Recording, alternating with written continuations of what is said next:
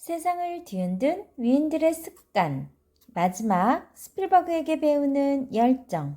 내 생각이 옳다고 믿으면 밀고 나가라 들려드릴게요. 스티븐 스필버그는 드라마와 코미디, 액션, 공상과학을 넘나드는 영화로 세계인의 마음을 사로잡는 이 시대 최고의 영화 감독이에요. 번뜩이는 아이디어와 풍부한 상상력으로 만든 작품마다 수많은 관객의 사랑을 받아 영화계의 마술사라고도 불리죠. 대표적인 작품에는 미즈와의 조우, 조스, 인디아나 존스 시리즈, 쥐라기 공원, E.T., 마이너리티 리포트 등이 있고 쉰들러 리스트, 라이언, 일병 구하기로는 아카데미 작품상과 감독상을 받았어요. 우리 스티븐 스필버그에 대해서 한번 알아보아요. 상상력의 밑바탕이 된 사막에서 별보기. 매우 조용한 아이였어요. 친구가 별로 없어서 참 안타까웠죠. 다른 아이들과 많이 달랐어요. 뭐랄까, 내성적이라고 해야 하나? 옷차림은 깔끔했어요. 단추와 깃이 달린 셔츠를 즐겨 입었죠. 몸집은 작은 편이었는데 수줍음을 많이 타고 자신감이 부족했죠.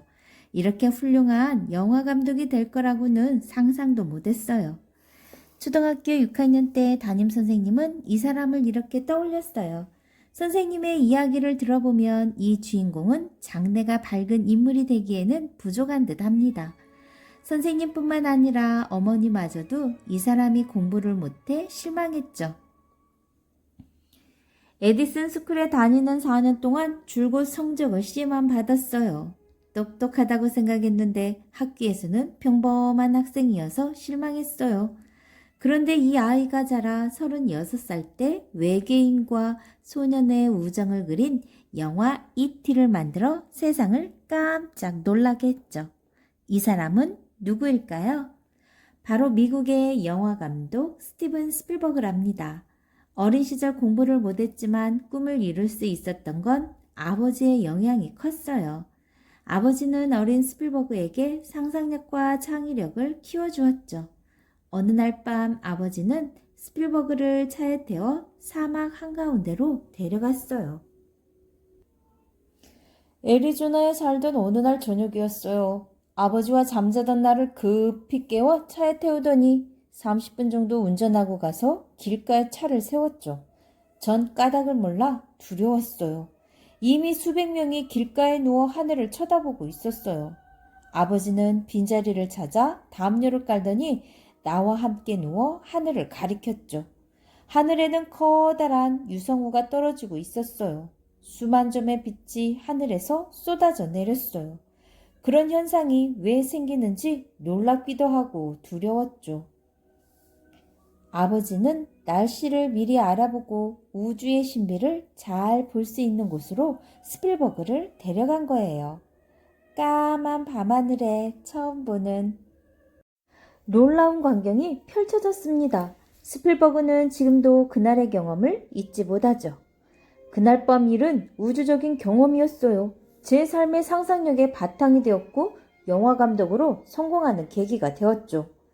스필버그는 어린 시절의 기억을 떠올려 공상과학 영화를 만들었어요. 16살 때 불빛이라는 영화를 만들었는데 아버지의 도움으로 동네 극장을 빌려 상영도 했죠. 미즈와의 조우는 미국 공군기지에 나타난 UFO를 그린 영화로 주인공이 가족을 차에 태우고 들판에 나가 밤하늘의 수많은 별을 관찰하는 내용을 담고 있어요. 바로 스필버그가 어린 시절 아버지 손에 이끌려 경험했던 것을 영화로 옮긴 거죠. 1982년에 선보인 E.T. 역시 어린 시절 스필버그가 아버지와 함께 별을 구경한 것에서 비롯된 영화입니다. 아버지는 스필버그를 뉴저지의 평원으로 데리고 가 밤하늘의 무수한 별들을 바라보며 이야기했어요. 저 별들 중에는 우리와 같이 생각하고 말하는 생명체가 분명 있을 거야. 그들에게 뛰어난 과학기술이 있다면 반드시 지구로 올 거다. 지구를 정복하기 위해서가 아니라 우리와 친구가 되기 위해서 말이다. 아버지의 말은 어린 스필버그 가슴에 꿈으로 그 자리를 잡았어요. 그리고 마침내 외계인을 침략자가 아니라 친구로 바라보는 새로운 공상과학 영화를 탄생시킨 거죠. 이티는 한 외계인을 둘러싼 이야기입니다. 어느 한적한 마을의 숲속에 우주선이 나타나고 우주선에서 내린 외계인들이 지구의 각종 표본들을 모으다 인간들이 나타나자 서둘러 지구를 떠납니다. 식물 채집에 열중하다 홀로 남겨진 외계인 이티를 아이들이 돌봐주면서 생기는 이야기를 그렸어요. 이 영화는 15년 동안 미국에서 최고로 많은 관객을 영화관으로 불러들이는 대기록을 세웠죠. 인생을 뒤바꾼 무비 카메라. 스필버그는 9살 때 컴퓨터 기술자인 아버지를 따라 애리조나주 피닉스로 옮겨와 살게 되었어요. 스필버그가 영화 감독이 되을 수 있었던 건 순전히 아버지의 소형 무비 카메라 덕분이었죠. 어머니가 아버지 생일 때 8mm짜리의 무비 카메라를 선물했는데 다루기가 어렵지 않았어요. 카메라를 본 스필버그는 아버지를 졸랐습니다. 아버지, 이거 저에게 주세요. 그건 엄마가 내게 선물한 거야.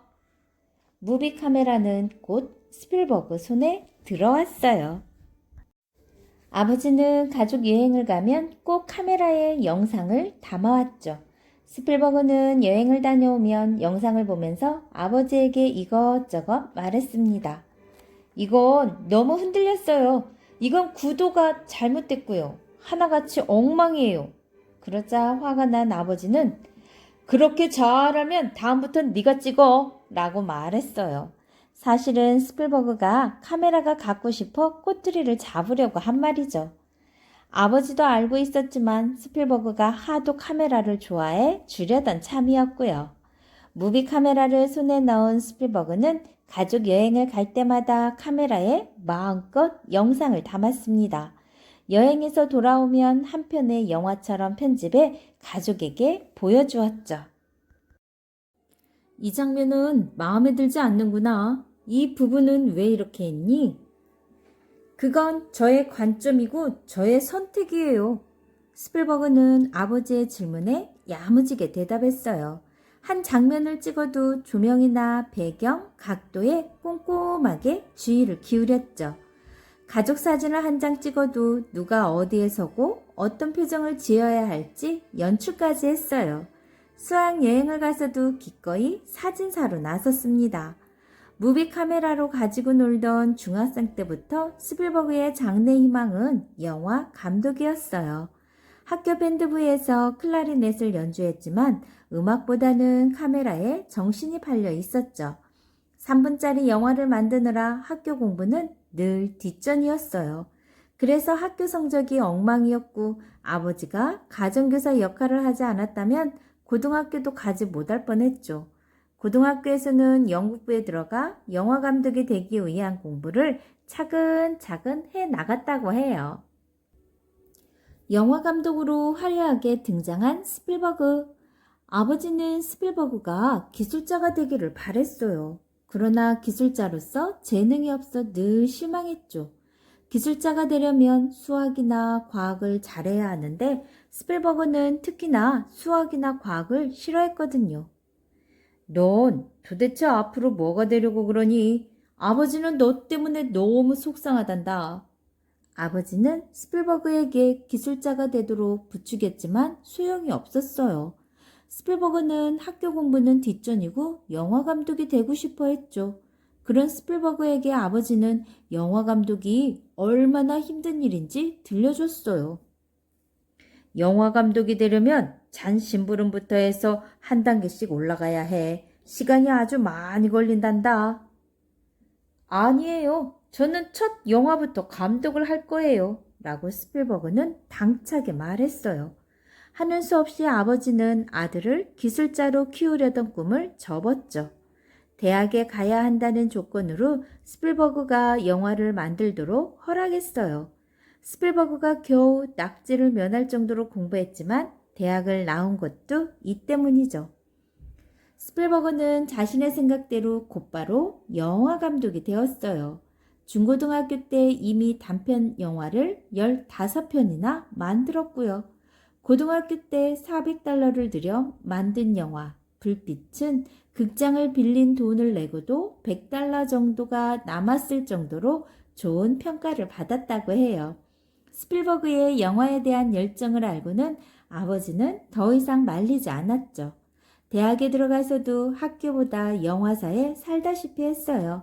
영화에 대한 호기심을 채우려고 촬영장에 몰래 들어가 영화사 직원처럼 행동하며 촬영장 구석구석을 돌아다녔죠.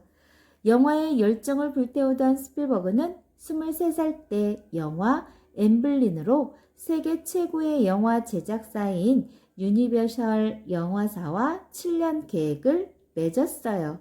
그의 말처럼 단숨에 영화 감독으로 화려하게 등장한 것입니다. 타고난 이야기꾼, 세계 최고의 영화 감독이 되다.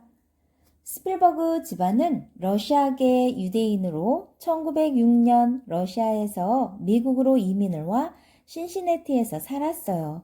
스필버그 집안 사람들은 하나같이 이야기꾼이었죠. 스필버그의 부모님은 어린 시절 스필버그에게 이 사실을 들려주었어요. 할아버지도 아버지도 대단한 이야기꾼이었지. 내가 5살이었을 때 러시아에서 온 할아버지에게 조상 이야기를 처음 들었단다. 스필버그는 어린 시절 아버지에게 이야기 듣는 것이 즐거웠어요. 잠자리에 들기 전에 아버지는 공상이 가득한 모험담을 들려주었죠. 모험 이야기에는 항상 우리 가족이 등장했어요. 동굴을 탐험하고 세상의 이곳저곳을 여행하는 줄거리였죠. 과학을 여행하는 타임머신을 타거나 위험에 빠진 사람들을 구출하는 이야기도 있었죠. 이야기는 항상 연속물로 계속되는 형식이었어요. 그러다 30분쯤 지나면 이제 자야지, 내일 계속 해줄게 하며 이야기를 끝내곤 했죠. 나와 내 동생들은 지금도 그 시절의 추억을 이야기하곤 한답니다. 스필버그는 내성적이었지만 이야기를 곧잘 했어요. 아이들이 대여섯 명 모이면 스필버그는 이야기를 꾸며내 들려주곤 했죠. 이야기가 너무 재밌어 귀 기울여 듣던 아이들은 아하, 정말? 이야 하는 감탄사를 터뜨렸어요. 어린 시절에 한 친구는 스필버그를 다음과 같이 기억했어요.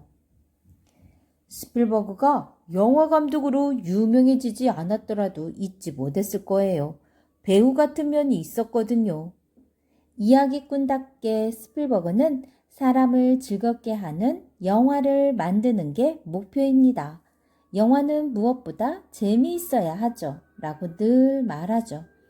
만든 영화마다 흥행에 성공하는 이유는 바로 이야기를 중요하게 여기기 때문이에요. 스필버그의 영화에는 무한한 상상의 세계, 시간과 공간을 넘나드는 이야기가 담겨 있기 때문에 사람들이 그의 영화를 기다리고 열광하는 거죠. 세계 최고의 영화 감독을 만든 상상력, 무엇일까요? 평범한 지구인이 스필버그처럼 우주적 상상력을 가질 수 있을까요? 스필버그가 만든 영화에는 놀라운 꿈과 상상의 세계가 펼쳐지죠. 그는 미지와의 조우, E.T.에서 지구를 침공하는 위협적 존재가 아니라 인간과 친구가 될 수 있는 외계인의 이미지를 만들어냄으로써 공상과학 영화들에 큰 영향을 주었어요. 늘 피터팬처럼 살고자 하는 스필버그는 나의 고민은 상상력의 전원이 꺼지지 않는 것이다. 아침마다 너무 설렌 상태로 일어나기 때문에 아침밥을 먹을 수 없을 정도로 흥분되어 있다. 라고 말할 정도로 상상력이 넘칩니다. 끊임없이 샘솟는 상상력이 그를 세계 최고의 영화 감독으로 만든 거죠. 스필버그에게 배우는 5가지 좋은 습관 한번 배워볼까요? 첫째, 아버지와 친구가 되어라. 스필버그는 아버지와 함께 밤하늘 펼쳐진 수많은 별들을 보면서 끊임없이 상상하고 꿈을 키웠죠. 큰 인물들은 어린 시절에 아버지에게 좋은 영향을 받았다는 연구 결과도 있어요. 이 책에 나오는 세계적인 인재들도 대부분 아버지에게 큰 영향을 받았습니다. 평소 아버지를 기쁘게 해드리면서 아버지와 함께 보내는 시간을 늘려보세요. 속마음을 터놓는 친구처럼 친해진다면 더욱 좋겠죠. 그러면 아버지에게서 어머니와는 또 다른 사랑과 관심과 조언을 받고 지혜를 얻으면서 즐거운 어린 시절을 보낼 수 있을 거예요. 자, 두 번째, 좋은 습관, 상상력과 창의력을 책에서 구하라. 스필버그가 아주 어렸을 때 그의 어머니는 아들이 책을 가까이 하도록 매일 잠들기 전에 머리맡에서 동화책을 읽어주었다고 해요. 스필버그는 어린 시절 동네 도서관에서 읽은 수많은 책 덕분에 상상력과 창의력을 발휘할 수 있었다고 합니다. 쥐라기 공원, 우주전쟁 같은 영화도 소설을 바탕으로 만들었거나 책을 통해 얻은 상상력으로 만들었죠.